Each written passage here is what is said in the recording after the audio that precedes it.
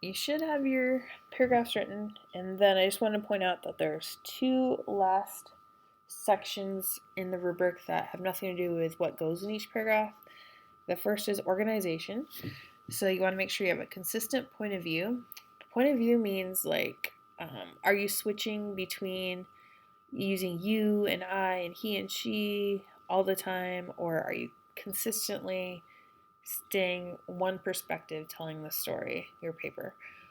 So I would look through my paper, and I know I have some eyes once in a while here because I'm talking about my opinions on the paper. So I just want to make sure that I'm consistent with the I'ms and not putting in any yous because that would change the point of view. Unless I'm saying, uh, including you within my talking about myself or in a quote, that would be okay. So just kind of skim through. It looks like I have mostly eyes going on, so I'm okay there. Then point of view focus. Am I focused on what each paragraph is supposed to be about?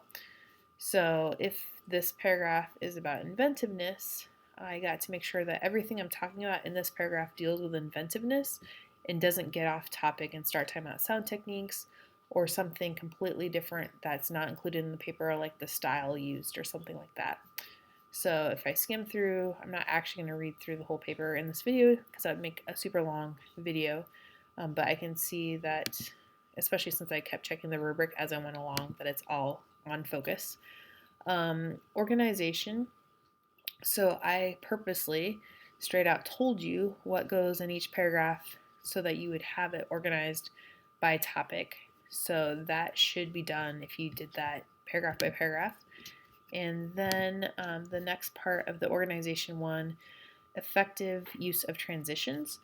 So I already used transitions as I was writing because I just kind of naturally do that, but you might wait until after you're done and add those transitions later. So effective means that one, they make sense with what you're saying. So this is the first thing I'm talking about. So first makes sense there.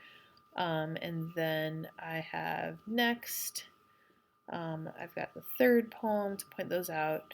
And basically, just also making sure that they're not overused. So you don't use next every single time or also every single time. You mix it up and have some variety going on. So just kind of scrolling through, it looks like I have transitions throughout my paper that are going to help move my reader from one point to another.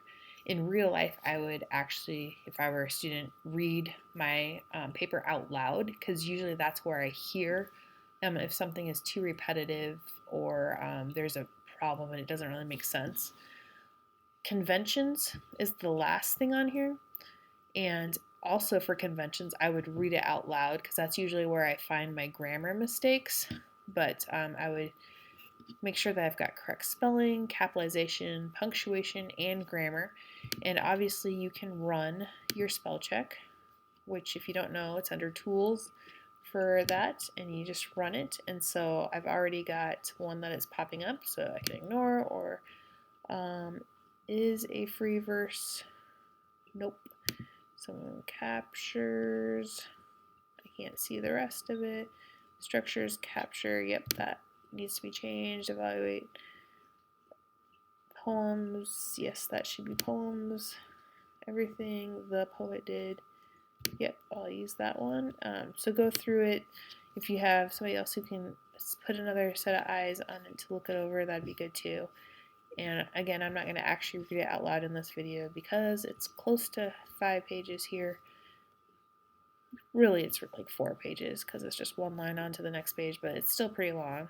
But that's, for me personally, how I find a lot of mistakes is I actually read it out loud. And if you have the ability, like it also helps me if I print it off. I, for whatever reason, don't see as many mistakes when it's on the computer as I do when it's on paper. Then I catch a lot of them that way. So whatever works best for you, but definitely at least run the spell check.